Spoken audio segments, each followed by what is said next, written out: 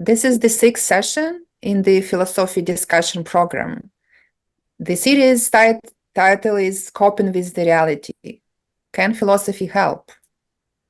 We will play a short video by John Smithin and Ronen Grunberg, and then move on to the discussion. Tonight's topic is virtue ethics. Ronen and John will discuss the controversial topic, which is often associated, in particular, with Aristotle and classical philosophy. Ronen, can you play the video, please? Okay, so I'm going to share the screen, and I will play the video for you.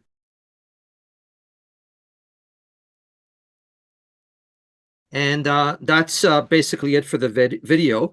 Now we're going to open up the forum for some discussion and some questions and some responses. So I see that there's already one person, two people. So we're going to start with Frank. You got to unmute yourself. Yeah. Okay. Hello. Hi. Hello to everyone. No, just a small point. I always thought that Nietzsche was really, in his time, was reacting not so much to politics of the time, but more so to Christian philosophy, which is essentially Aristotelian philosophy, because in both cases, they essentially try to focus on the individual needs and achievement, if you will, while at the same time taking into account the group.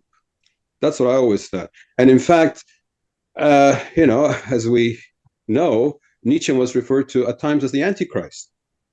Yeah. He famously declared that God is dead, right? Right.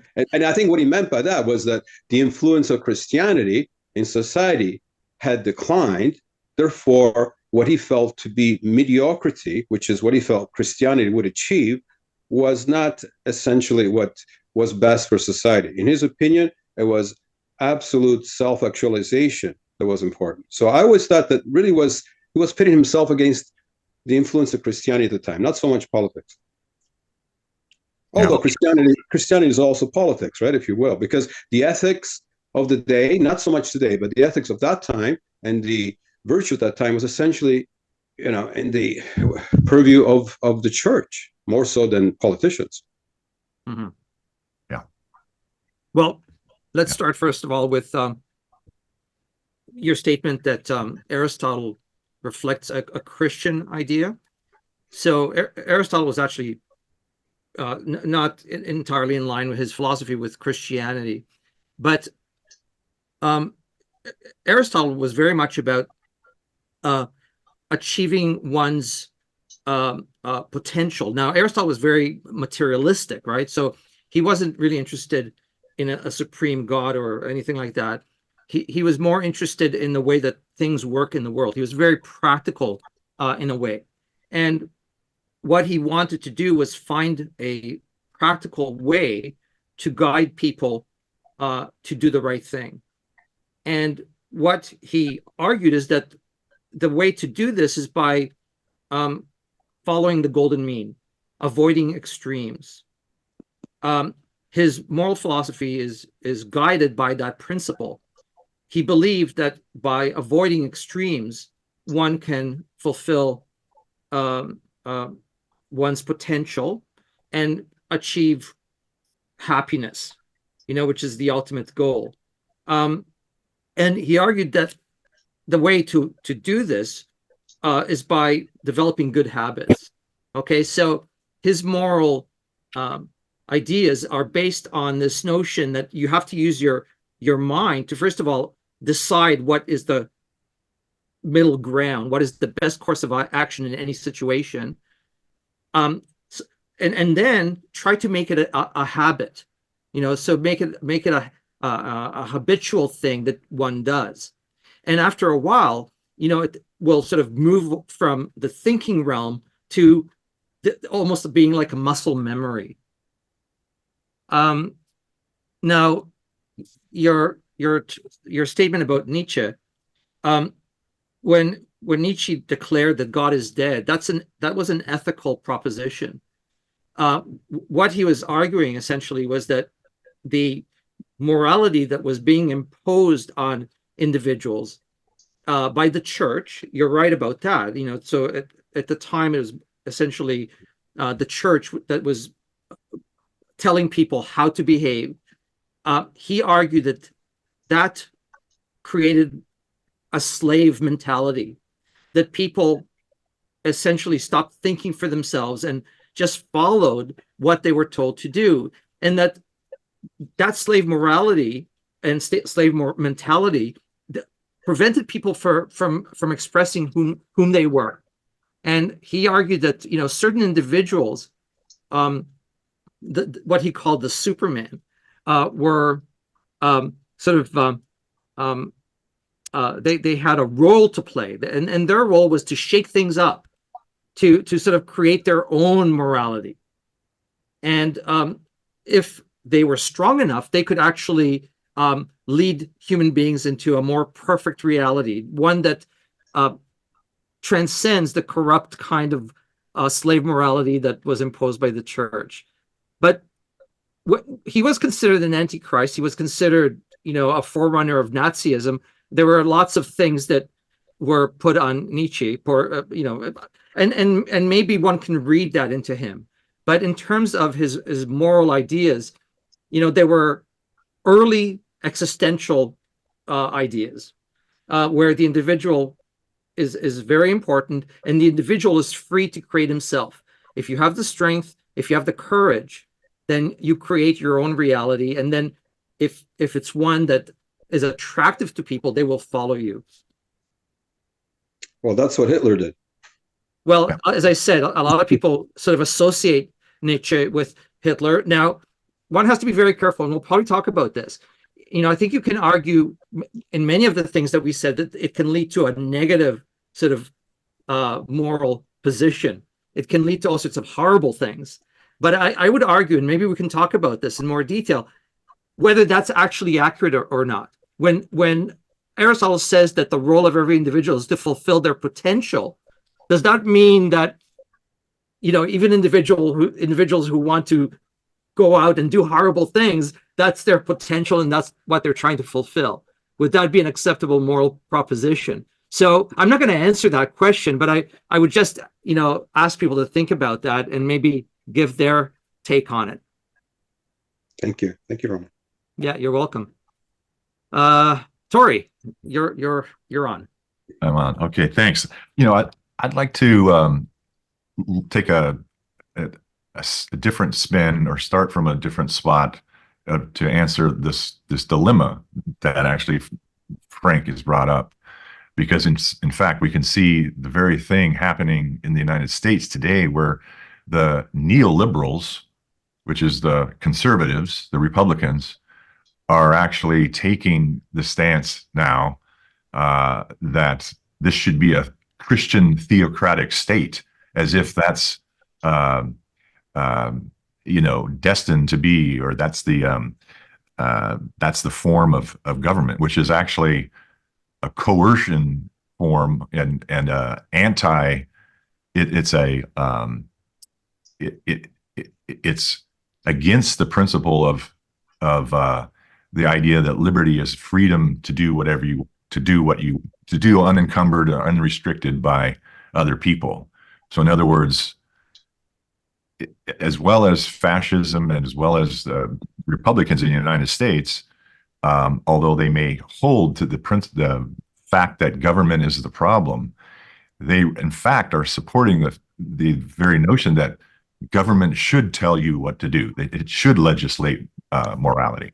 And the trick, I think, the way to see this contradiction or this paradox is the idea of you can call it democracy, but you can call it Republican democracy. And this is also what was at issue between Aristotle and Plato. The idea of republicanism is self-governance. And so this is what can happen in self-governance. When people govern themselves, then government is not some external body telling you what to do. Each person has a right to participate in establishing the rules for governance. So that's what positive freedom is about, is self-governance. And you can get, and even though today people like to think that the neoliberals who try to associate liberalism as being anti-government, it's actually setting up a coercive government, because they want to be the government and tell everybody we're going to be, Christians now or something like that. The point is, when you have self-government, there's a tricky, slippery slope of, yes, in fact, as everybody participates in governing the public body, there's a danger that can be a coercive form of government. So that's why, that's why it becomes, I guess it falls back on, that's sort of the relationship between ethics and politics, is, and in what form, how willing are you to accept the rule of the public body? You have a role to play. You participate in politics, at the local level, at the national level, by voting and by being on city councils or whatever. But you are part of the self-governing body. Government is not external to you. So the big distinction is whether you're going to have a self-government or you're going to assume somebody else is going to govern me, and I've just got to go along with it. So yeah. This is the problem with liberalism today, and it also explains why those who are so into the definition of liberty as being freedom from any constraint actually are going to end up making a government that's totally about restraint and totally about telling people, legislating morality, their morality. And that's the whole problem. John mentioned McIntyre as being both a collectivist and a conservative. The same thing is true of Plato. Plato saw government as run by elites, philosophers, and everybody else. And also he thought there should be no private property. There shouldn't even be private, spouses. Everybody can swap wives, swap husbands, and everything. It was a totalitarian system, Plato was. And Aristotle was the opposite of that. And it kind of comes down to, too, it's an interesting, well, it not comes down to, but it's just an interesting distinction between Plato writes this book called Res Publico, the Republic. And that actually means, what is the public good? Whereas Aristotle writes politics, and politics means constitution. What constitutes the social body? And Aristotle's politics was about once you rise above sort of your household economic self-sufficiency, now you participate in the public sphere, determining the laws and the politics and the government. Politics was like a high place. So that ties into his ethics, which is, and you guys are sort of, I think, conflating the golden rule with the golden mean.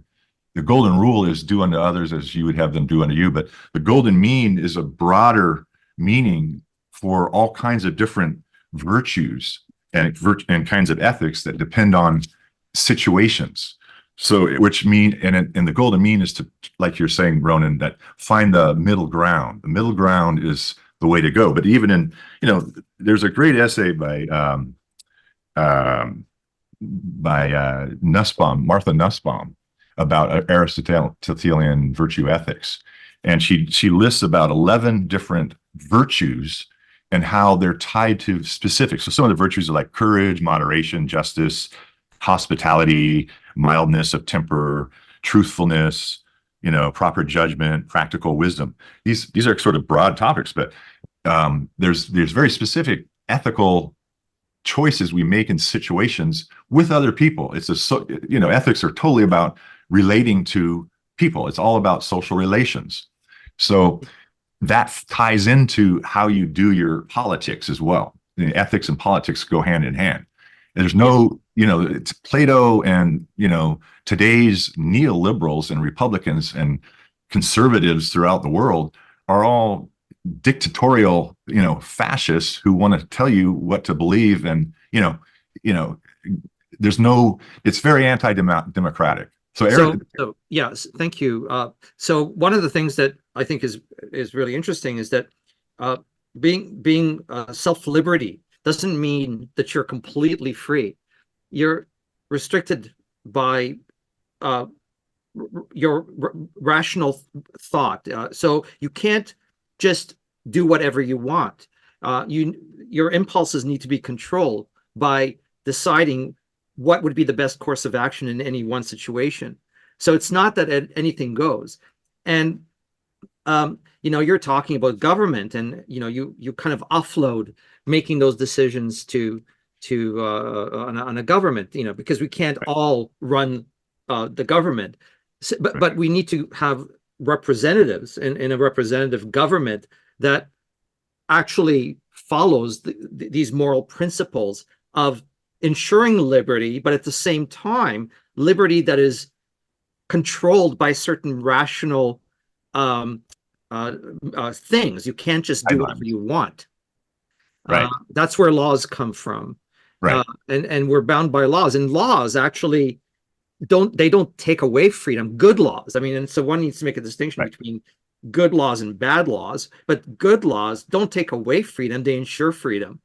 They're laws that, actually enhance liberty rather than take liberty away. Right. And sometimes it's hard to, it's very hard. I mean, governments, and legislatures sometimes make bad laws. And that's where laws have to be overseen and really thought about, very, very carefully, because sometimes, there's not an awareness that a law is a bad law until it actually becomes law. And then you realize that it's actually a bad law. Yeah. Well, and laws evolve, with judgments by judges, over time, and as situations change. Right. Yeah. And we could talk a lot. That's why we have a Supreme Court. But anyway, let's go on to Rick. Yeah. Rick, it's your turn. Hello, everyone. First of all, I did watch the video before we started all this, and I really enjoyed it. And I have to say, I'm fall on this with John as of being a classical liberal. I've been one probably since university days, when I first started really examining all this stuff. And the funny thing is, the more I stay the same, the more everything around me changes. Like, I used to be considered quite right-wing because I was a classical liberal. Now I'm considered very left-wing for having exactly the same opinions. Anyway, one of the point I would like to make is the point of ethics. To me, there is no natural law. There is no natural rights to what any person has. I mean, I have the same opinion when we had the vegan rights discussion. Where do rights begin? And I don't think there are any. What we do have is we live in a society. We live in a culture that we are groups. We live in groups, and we have to work together. We have to get along. And the point of the ethics is to live there, but we need to find the rules that gives everyone the best chance of living a good life. And again, looking at one of the things that John came up with his book, he said income distribution. And there's been a lot of work done on that in game theory in the last few years.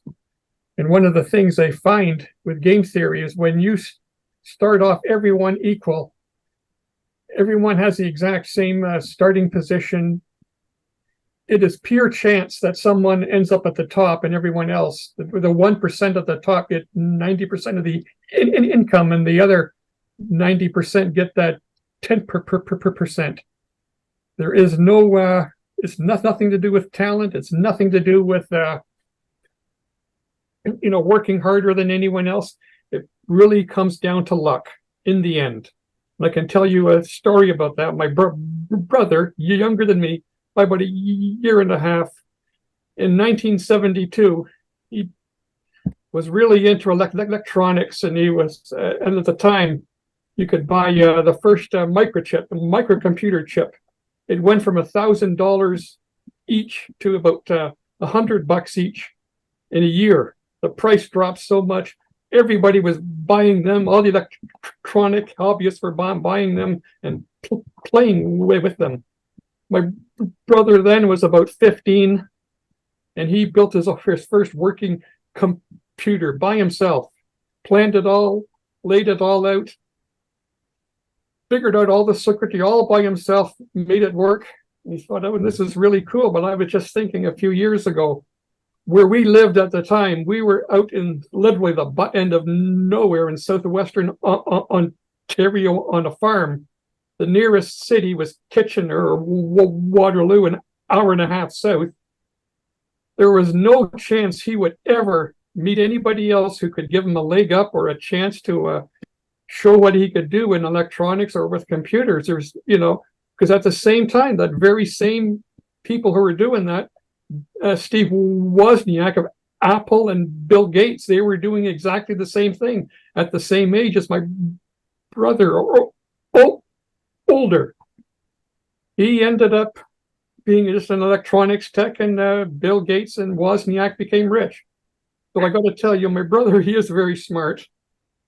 And once he retired from working at a factory, he wrote a program to play the stock market, and he's a millionaire now by doing it. So talent does help. But again, like I said, with where he lived, he would never have a chance to become another Bill Gates just by pure chance.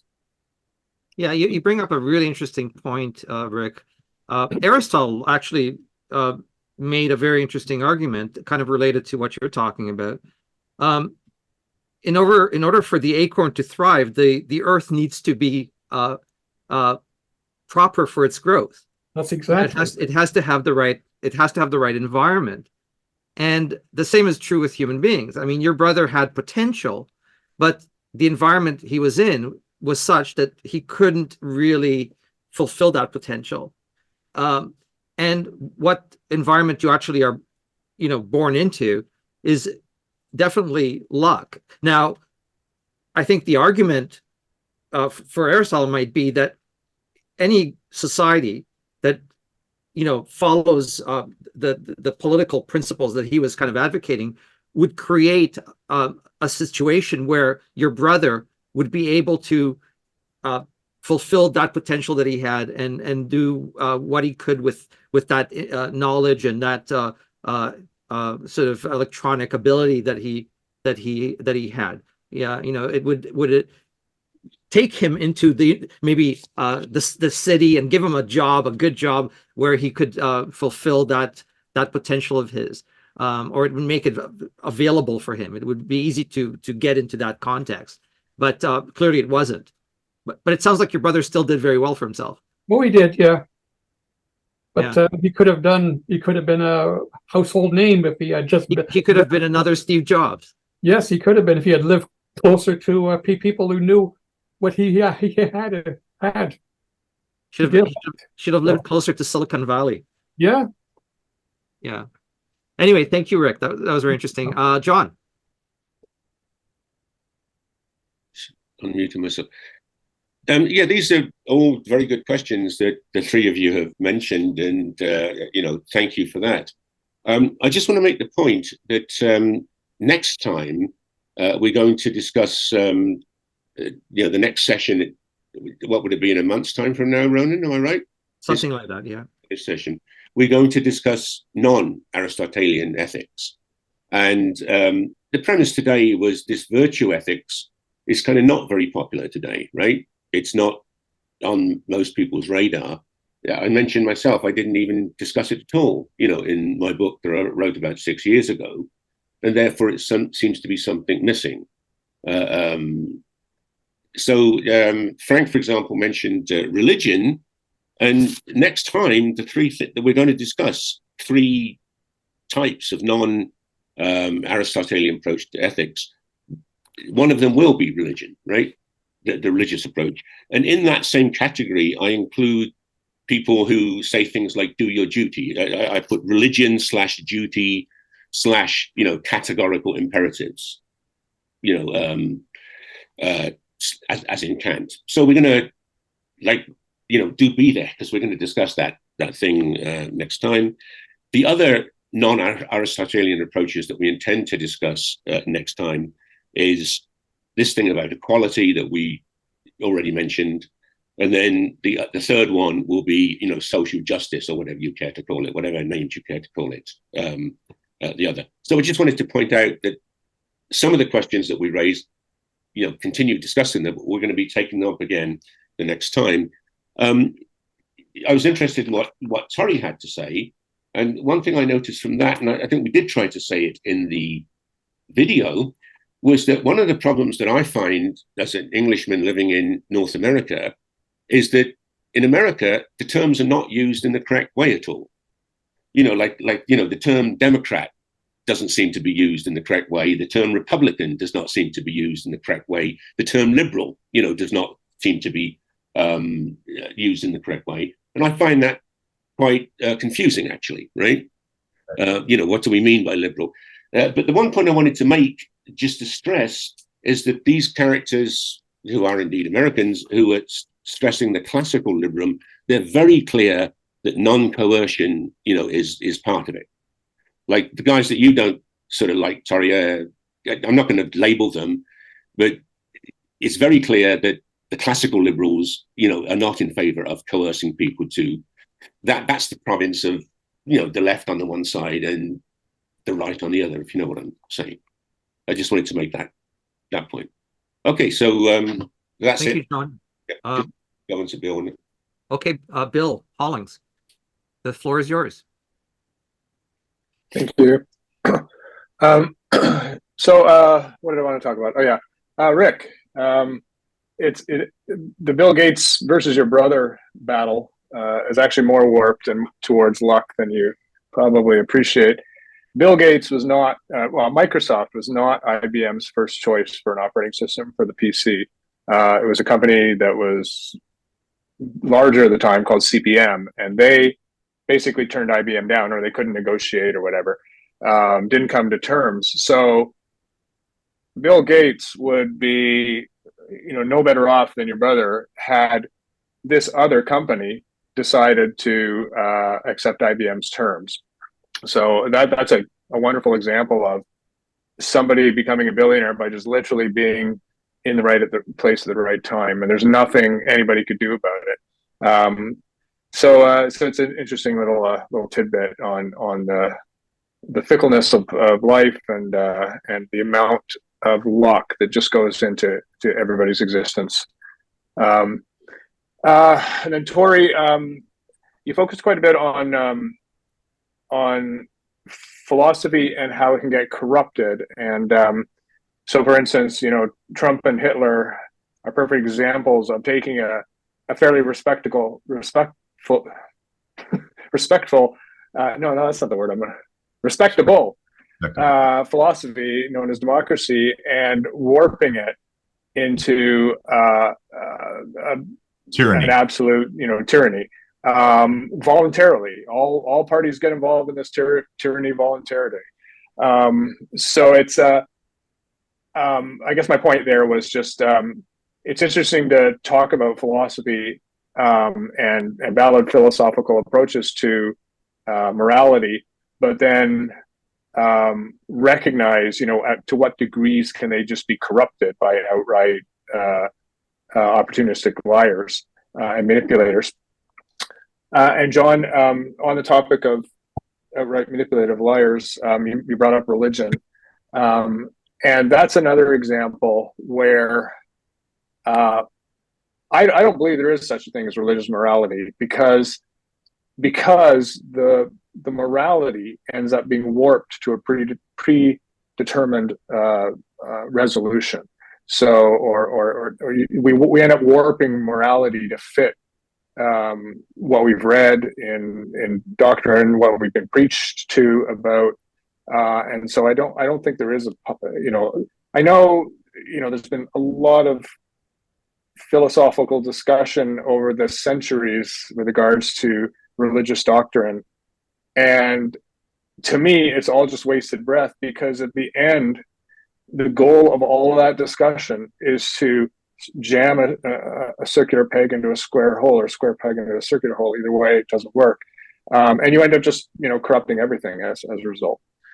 So anyway, that's all I had to say about everything. Thanks, Bill. I just want to say a couple of things with respect to what Bill said, and then it's your turn, Timothy. Okay, just very quickly, just in terms of your idea that there's a lot of luck involved. Yes, of course, there is always luck involved in everything, but at the same time, setting the right context for a person to thrive is something that can be done to some extent politically. Like you can create an environment where a person can thrive. No, not the end is not going to be the same. Some people are going to end up better than others, and maybe that has to do because of luck to some extent. However, if the environment is not conducive to prosperity and sort of flourishing, human flourishing, then you're not going to flourish. That luck is not going to happen for you. So yes, there's always luck involved. Well, no, luck doesn't happen. Like, I know people say you can create your own luck, but I don't believe that. I mean, you can work with the luck you've been given and try your best to and surmount, challenges and stuff like that. But I think that in the end, everything from my Bill Gates story to the fact that 30% of NHL players are born in January or whatever. So you can be a great hockey player, but if you're born in November, the odds are stacked against you through your career. And that's just pure luck. Where you're born, the family you're born into, the class you're born into, just can I use the acorn analogy again? So Aristotle's analogy, which he says, you want to grow an oak tree, that's amazing. You have to put it in the right, you have to plant it in the right ground. But at the same time, even if you plant the acorn in the correct soil and you do everything possible, the weather is still fickle. Like, it's not necessary that you're going to get the best weather for the tree to flourish to its full potential, because there's a certain amount of unpredictability in everything that happens. Yeah, but the trees aren't making that unpredictability, whereas humans are making that unpredictability. So, for instance, the color of your skin matters enormously with regards to your success. It shouldn't. It's like saying that is true. Acorn, one color of acorn grows a different size tree than another color of acorn. Well, that's because the trees have decided that. That's just bad politics. What you're describing is just bad politics and bad a bad social system, and that involves partly education. You're right. That's a human thing. But those are things that can be fixed, with the right ideas and with the best values. You can correct that. Anyway, interesting. Thank you, Bill. Timothy. Yeah, I'm skeptical about, in government, is how the Aristotelian emphasis on non-coercion and libertarianism. I don't think that works very well in government, where the libertarianism extreme is the best policy. I'm more inclined towards Rawls' idea of social contract theory, where morality is proper morality or rules is kind of what works best for all of society, and it may be different for different societies, and a country may struggle through time finding out which rules work best for that. But I think of a government, its laws being based on that. Some of them, it's kind of a trade-off between libertarian impulses where, okay, I can do whatever you want, just leave me alone. and you have responsibilities to society by virtue of being a member of that society, and coercion is perfectly acceptable to some degree to make things, work better, regulations and that sort of thing, protects the environment by coercing, allowing coercive policies for regulation, coercion as far as policies for controlling speed limits, that sort of thing, drinking limits. And, that's all of government is struggling through finding a practical way to approximate what works best. You have libertarians, and the idea, I think their problem was emphasizing freedom of, among other things, is it's a problem with social justice. I know we're not meant to get into that really here, but something as a Democrat, I have a lot of sensitivity towards, though equality is important. I mean, I think there should be, like, for example, a social safety net where, just because, it's you understand that there's inequality, but it is favorable to have means in place where the people who are least among us are brought up to, to a certain level of,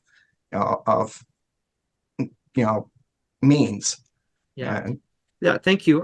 You said some very interesting things. I wonder if, during this conversation, people can comment on that. You brought up the whole notion of, the social contract and social justice, and Rawls and his idea of social justice. And, this is something, I mean, obviously it's a big topic, so it's hard to talk about it today in detail, but they're all very interesting ideas. And I'm not sure that Aristotle would be opposed to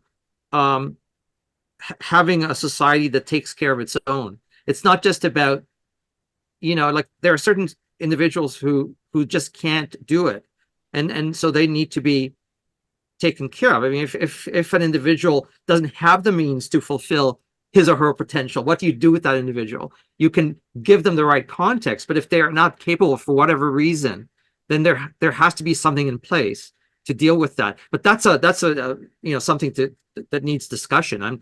I'm not sure. I don't want to put words in Aristotle's mouth, but it's an interesting question. Anyway, thank you. That was very, very insightful, Timothy. Shashir. Thank you, Ronan, and thank you, John. That was a wonderful discussion that you guys had, and I really appreciated hearing everybody's commentary. Timothy, being new here, appreciate your comments very much. With that said, we're talking about rights and wrongs, codes of conduct, workplace, politics, religion, you name it. We're trying to achieve a just society. But the definition of just, the rights and wrongs, is all relative, as we all know, depending on the context. Rights in India may be wrongs somewhere else. So those things continually challenge us in being able to put down on paper what is right, what is wrong. You shall do that, you shall not do that, become very outdated. And the rights and wrongs, according to the Chinese, the yin-yang system, there's always a right and a wrong, pretty much in harmony with each other, because there is no light which cannot cast shadows. So they have to go together. The old morality ethics do get outdated, as we know. Polygamy, gone most of the world. Torture, slavery, violence, virgins in heaven, miracles, plagues from God. These things have happened, they're gone, they're things of the past, hopefully. And individual and collective rights is where we need to balance it out, which is where we were going with our discussions. Is it the individual right to be independent and free, to be making their own decisions and making their own rights and wrongs? Or is it a collective decision that people get together, plan out what is best for everybody? And we know very well how impure and how uneven that system is. I think it was Churchill who said democracy is a terrible system, but that's the best we have. So if we were to try and balance out the individual compared to the collective rights, on the individual side, you can say if you don't design your own life, somebody else will. And I completely agree that, yes, there are certain things we are kind of born with, which is luck, the genetic lottery. I was born a woman. I was born black. I was born in Africa. I was born rich. These things definitely define us as people. And as we begin, we have a head start. And I agree, Ronan, yes, we can cultivate our own responsibility and get farther ahead than the person next door. But can we not easily get ahead of somebody who was born in south of Sudan today? He had no chance. So I totally appreciate that. And of course, when we talk about the individual rights, at which point do we draw that line? Will it become market will decide, Adam Smith way, or Nietzsche? And we say will to power, be the Superman. So it's a question of taking responsibility. Common good, Aristotle, Sartre. When we talk about that, does tyranny of majority not come into play? When Tory says, yes, people are being drawn to this rhetoric and we are losing our sanity, that's the power of the majority. Or is it the tyranny of the minority we are concerned about? When Google decides and Facebook decides which country, if any, they want to pay taxes in. These unequal relationships that come out of individual rights can, of course, upset the balance. And John Rawls put it very well about social justice when he said equality and freedom are at odds with each other. You cannot be free and then demand equality also. Because if you are free, I want to be richer, I want to be more powerful. On the 27th, I'm giving a talk on Machiavelli. And how relevant is he in today's world? I think some of you might enjoy that, especially based on our discussions of today. Similarly, I also state, and I stand behind the fact that both democracy and capitalism are also at odds with each other. We can only intervene to a certain degree utilizing the powers of government, whichever level, and try and hope for better equity and equality of opportunities. But other than that, these become very good discussions because they invigorate our thinking. Thank you, Ronan. Yeah. Thank you, Shishir. Yeah, that was very good. Yeah, that was very, very good. I think that your point, if I can just sort of get the essence of it for a second, I think that it is possible for everything to be corrupted. Everything can become opposite from what it's intended to be. The tyranny of the majority is an example. Yes, democracy can become a tyranny of the majority if one is not careful. But what needs to happen in order to prevent that, of course, is a populace that has a certain ability to think rationally and be measured in their response to things. When you live in a culture that bases its decisions on opinions, right? Plato made a distinction between philosophical ideas and philosophical ideas. Philosophical ideas are opinion-based, without any real rational thought. They're just like what you feel. They're impulsive. That's going to lead to, something akin to tyranny, because it's just based on, whatever is in the wind this instant. It's not rational. It's not measured. It's not following that principle of the golden mean. So anyway, I really liked what you said, Shishir. Thank you. John. Oh, you got to unmute, John. Okay, so I said that nobody could hear me. Thanks to Shishir, I enjoyed your remarks as well. I actually want to react to what Timothy said a couple of questions ago. And by the way, Timothy, do come back. We need your input. Okay. In fact, I Absolutely. I suggest come to listen to Shasia. That's in 2 weeks' time. Absolutely. Yeah, put your email to our email, the API email, and I'll include you directly on the mailing list. Yeah. Okay. On that point about the libertarians, one thing I do want to point out is that in this literature, there is, again, we're on this precise definition of terms. In this literature, there is actually a good deal of tension between the classical liberals, the people that I was talking about, and the libertarians. And as Ronan said, the classical liberals are much more into, you used the expression, Ronan, maybe you could elaborate on that, practical wisdom. Whereas the libertarians, I don't want to sort of downplay anyone, wisdom is absent. And they just go to whatever extreme. They take their arguments to the logical extreme, which are not going to work, as it were, in the real world. And maybe, Ronan, you want to discuss that? Well, I mean, practical wisdom, I mean, there's a lot that can be said about that, but just let me I would just say that practical wisdom is about being measured and about understanding that, your ability to create yourself requires that it also enables others to do the same.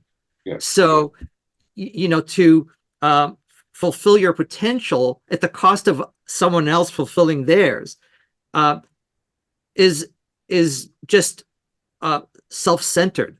That's a form of selfishness. But in fact, in a culture that believes in liberty, it believes that liberty is something that is true for everybody, right? So it's about having the rational mindset that is able to measure one's behavior at any given moment, so that it's not only about yourself, but about also, your neighbor and what happens to your neighbor. So I would say that in any political system, the notion that anything goes obviously can't work. That's just going to lead to chaos and corruption. It has to be rational, not philosophical. Yeah, and just add. Wait a minute, Terry, please. Ronan, you cut me off and you interfere with my liberty. I thank you very much. Sorry about that. My apologies. Your answer. I just wanted to use that phrase again, which I think sums it up. That, as I understand it, the argument that we were making is that practical wisdom is, and I'll say it slower, maybe I didn't say it well in the video. It's anti-collectivist, but not antisocial. Whereas the libertarians, I think, would definitely be, correct me if I'm wrong, antisocial. Anyway, I just want to mention that Bill had his hand up, then Tori, then Timothy. Oh, Bill. Bill had his hand up first. Where is Bill? Hi, guys. Okay. Sorry, I'm working, so I shut my camera off so I don't distract people. Where was I? I actually didn't have much to say. I was just going to comment on two things: libertarianism and liberty. I have yet to find a libertarian that is actually consistent. The Premier of Alberta claims to be a libertarian, but is hammering down on the most unprivileged people in her province and telling them what they can and cannot do with their bodies. That's or their names or whatever. That's insanely non-libertarian. So I have yet to find somebody who is actually a libertarian in the sense of not trying to, because if you're a libertarian, my freedoms are this way. Oh, wait, but I got to stop. Okay, well, that's no good because we got to get rid of this law. It's always about the self. It's always about, something's blocking my freedom, and there's very little consideration given to how my liberty is blocking somebody else's freedom. Anyway, that leads me to liberty itself, and unconditional liberty is impossible, as Ronan said. I mean, that's basically anarchy. That's basically who's got the most guns, kind of anarchy. And so we always have to temper it. There always has to be some concept of the Bill of Rights, safety for the minorities, safety for the underprivileged, et cetera, et cetera. I don't think you can ever have a completely libertarian environment where liberty is the main thrust. Yeah. Thank you, Bill. Tori. Yeah, just a point on like you were saying, Ronan, doxicology, philodogma versus philosophy. And this is where the golden mean comes in, not the golden rule, but the golden mean is that philodoxical is dogmatic. It's the dogmatic person thinks in real black and white terms. The libertarian thinks in real black and white terms. Government is the problem. There's no other way, that kind of thing. And it's that middle ground between two, a dogmatic person thinks not only black and white, but black and white means a dichotomy, two opposite poles. And it's that middle ground, the mean between, which is a good practical wisdom. Practical wisdom is different, say, from scientific theories. Theoretical knowledge looks at general rules that can be applicable across, all kinds of situations. Whereas practical wisdom is looking at the particular situation and trying to apply a general rule to it, but adjusting a general rule to it. And so you're always talking about this middle ground between sort of these two black and white opposites. So it's a key approach to understanding just practical wisdom and ethical behavior. It's not like theory, where theories have this very paradigmatic view of a situation, and there's very definite objects that come into play. But if you switch to another paradigm, it's a different set of objects and so forth.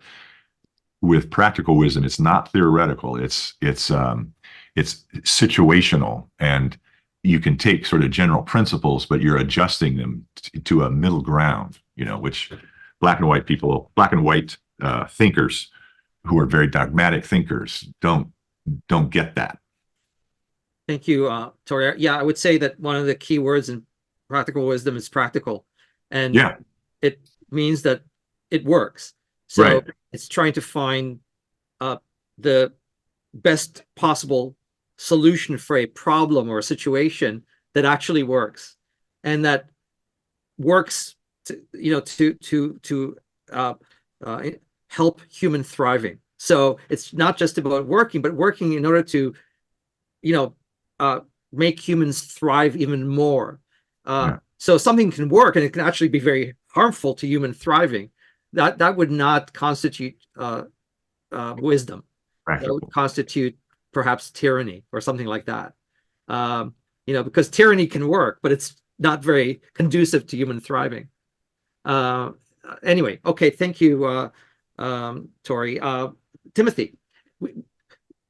Yeah, a problem I've had since I learned about virtue theory, and maybe you experts can explain this better than my professors have or anything, is it strikes me as incomplete. I mean, okay, you can say it's a guideline towards fulfilling your life or whatever, self-flourishing.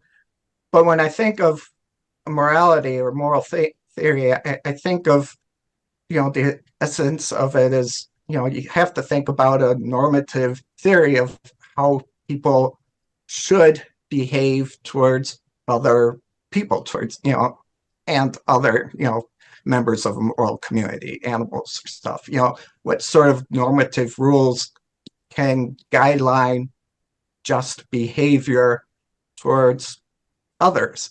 And it seems like the idea of making decisions towards self-flourishing does not address at all what sorts of ways people should behave, what kinds of rules, in relation to other people.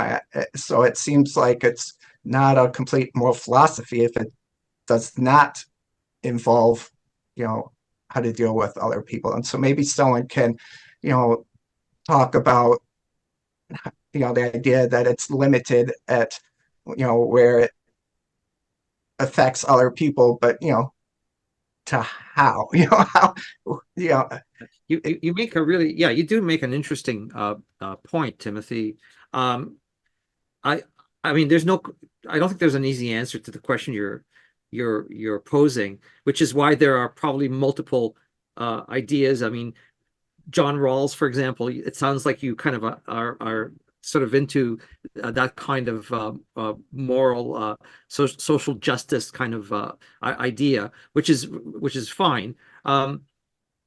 In terms of virtue ethics, I would say that the idea there is that if you pursue human flourishing, your flourishing, your potential in a way that is rational, in accordance with the golden mean, that will take care of your relationship with others. So it's not that others are unimportant. It's just that it starts with the self and it moves outward from the self and encompasses others. As I said before, it's not, I'm just doing what's good for me and forget about everybody else. You're doing what is good for your self flourishing, but you need to think about this rationally and you need to enable others to flourish as well. So if your actions get in the way of that, there is a problem with the way you're thinking. You're not being rational completely. And you're certainly not following the golden mean. I think, it's a big topic, but, you start with the self and you move out, and others do come into your, become a concern as well. It's not just egoism, I don't think. Maybe somebody can clarify my thinking, but I never thought of virtue ethics as being self-centered. Anyway, thank you. Thank you. Again, a really interesting comment. Much appreciated. Will. Yes, a quick comment on something said first by John and later by you, Ronan. Ronan, you said something, it's possible, for everything to get corrupted. And that's after John said, in North America, words get incorrectly used. So I'm linking those two comments. And my point is that, I don't know, perhaps over the past few years, it's occurred to me that terms which were normally considered quite benign have become terms of abuse. And the ones that come to mind right away are liberals. How could liberal become a term of abuse? But it has. The other one I've got listed is Democrat. Democrat is a term of abuse. Immigrant. Immigrant has become a term of abuse. In some places, Northerner is a term of abuse. In other places, or in the same place, Southerner is a term of abuse. I leave it at that, but I'm sure you guys could list a few more. I just find it interesting. Yeah, I think you open a whole new topic for discussion. The corruption of words, or how words can be used as weapons, almost. Words can be corrupted, and they can be used in a way that kind of turns them on their head in a most unfortunate way. That's what you're getting at, isn't it? That's what I'm getting at. Yes, I find it completely striking, and interesting in these most interesting of times.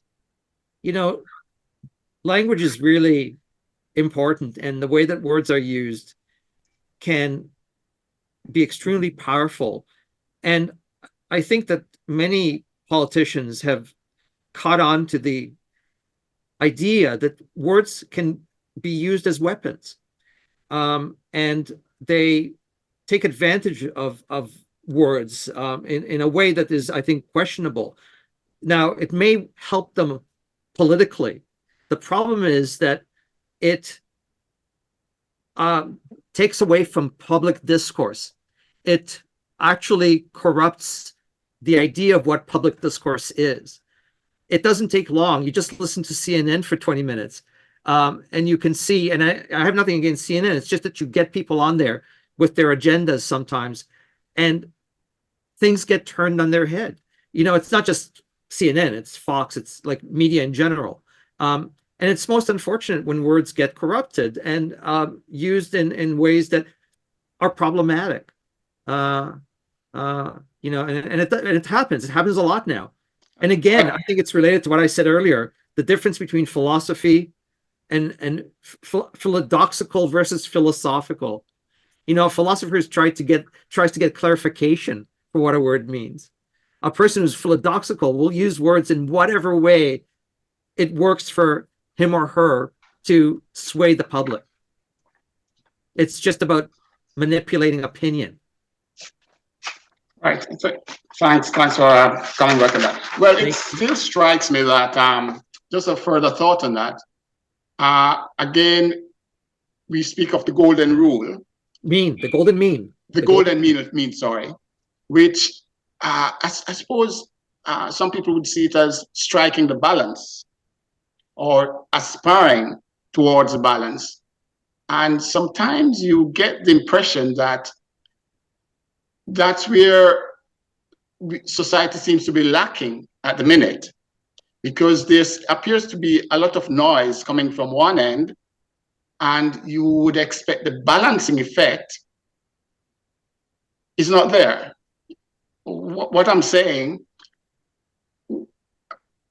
go back to my original point of words being misused. And so people who are free, like if we go back to what we mean by liberals, okay, it's from the Latin, meaning, I can't remember the Latin word now, but it's just mean thinking freely, not being restrained or constrained by traditional ways of thinking. That's all there is to it. Conservative is the opposite. You hold on to old thoughts. It's not a religion. Neither these positions are meant to be treated as religions or sort of opinion set in stone. It's just a way of thinking. But what we have now is almost as though they are liberals and conservatives become pseudo tribes, and the liberals, who are the people you'd expect to stand up and say, no, this is not what we're about, this is about free thinking, seem to be a bit more mute. Yeah, than you'd expect. Yeah, thank you, Will. I mean, I would, you know, I think it's unfortunate. I mean, bipartisan approach to politics would be wonderful, because, you know, both the Democrats and the Republicans should be out there to think about human thriving in general. You know, it shouldn't be like about Democrats and Republicans. You know, it should be working together. Even if you have different ideas about exactly how to get somewhere, there should be still a public discourse where people are listening and using their intellect to try to figure out the best way to get there. And it doesn't always work that way. It becomes more an attack, you know, one side attacking the other. And that's, I'm not sure, the best way to get something done. Yeah. Okay, thanks anyway, Roland. I didn't particularly want to get too political on it, but it's just some general thoughts. Thanks. You made some interesting points. Thank you. John Moniz, you are next. Oh, unmute yourself, John. The key principle in Zoom, unmute. Yeah, you always notice when others do it, but not yourself, right? Yeah, Roland, that's part that you were talking about there just recently about, media and misusing words and abusing words. It kind of fits into what I wanted to bring up. And I was quite a bit late, so I hope I'm not duplicating anything, but I did watch the video, so I had a good idea of what it was that you were discussing. The one thing that I kind of wondered about, like there's a law of thermodynamics. I don't know if it's the second or third law. And paraphrasing, it basically says that over time, everything turns into chaos. Everything tends to chaos. So everything breaks down. And I think that fits into pretty well every institution we have, whether it's political or otherwise. Over time, it just tends to break down.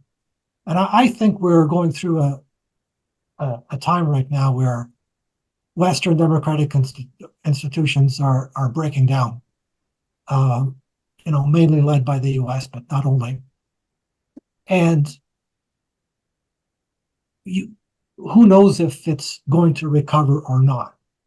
But my question was, which philosopher has dealt properly with the concept of society breaking down, and I'm talking about stable societies breaking down over time just because they're going to. Is there a philosopher that's dealt well with that concept? Does anybody want to take that on?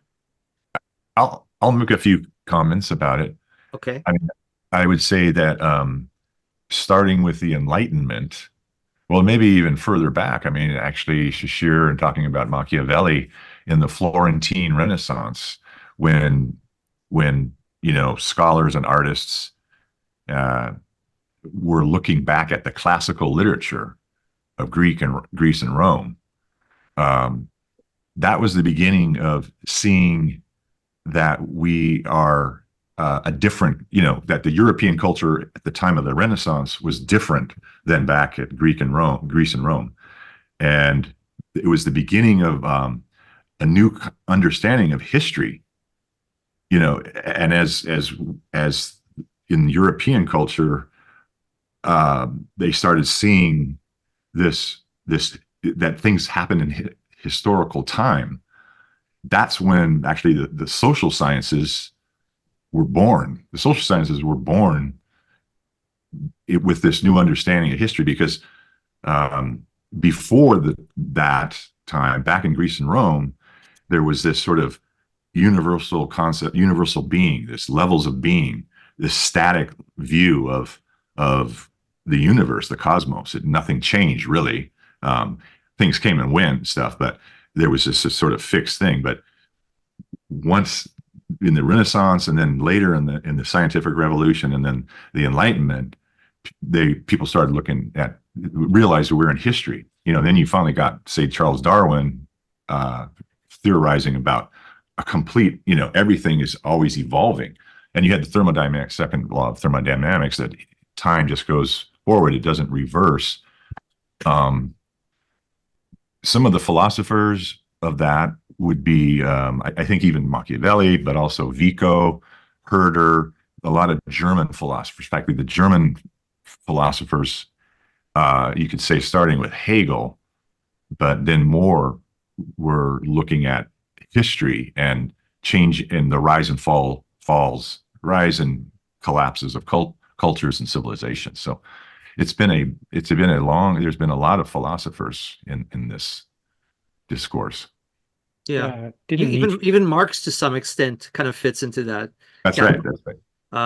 Certainly, yeah. That's a interesting question, John. There's a whole presentation there, But thanks for the question, John. That's good. Rick, so we're coming close to the end, by the way. There's like 8 or 9 minutes, so I think probably the last 2 points are going to be Rick and Shishir. Yeah, I'd just like to make one point. I read an article about 4 months ago. I cannot remember where or who it was, but there was some social scientist who was studying unrest in populations, and he discovered it seems to run on a 200-year cycle. and there's another cycle within that of about more or less 50 years of unrest. And when the two of them coincide, that's when the poop hits the fan, so to speak. I think the last time that happened was 1840s, with all the revolutions in Europe happened. And I think I can't remember the article, but it was, I think we're due for one now, apparently, or something, or at least I wish I could remember where I saw that. It was in some science magazine I was reading, but I cannot remember the name. But one other point I would like to make before, when I was talking earlier about the game theory and how it's purely luck, the article that was in Scientific American, in fact, about last year sometime, and the authors of this thing said, yeah, even though there's a lot of luck, when you look at the actual societies, they follow there's a curve that they follow for income distribution that does not exactly match what the theory says, and they have no explanation of why that happens. According to theory, income distribution should be really very few people at the very top and a lot at the bottom with nothing. But the actual theory is it's only the people at the bottom have more than expected, and they wonder why. And at the time I was thinking, what happens when in a society where the income distribution is too high, the people at the bottom resolve the situation by resorting to hang those at the top from lampposts. Yeah. Or they start revolutions. Yes. Which was essentially what Marx argued, that if you take advantage of people and you use up their labor, which is all that they have, eventually they will, they should rise to oppose that. Anyway, that's a big topic, but it's an interesting topic. So Shishir, you've got the last word. Thank you so much, Ronan. I think questions are being asked about the state of the economies and the powers and how they rise and how they fall. Some of the other names besides what Tori mentioned, Edward Gibbon, The Fall of the Roman Empire. It's a wonderful basics of why institutions fail and thereafter everything else falls apart. Paul Kennedy, Rise and Fall of Great Powers. Again, another Englishman. Francis Fukuyama, he talks about the end of socialism. That's also showing how weaknesses arise in any kind of ideologies. And of course, if you haven't heard of him, I need to remind you, there's Ibn Khaldun. Ibn Khaldun was a Tunisian writer who's written about, it's a wonderful quote that I just saw from him.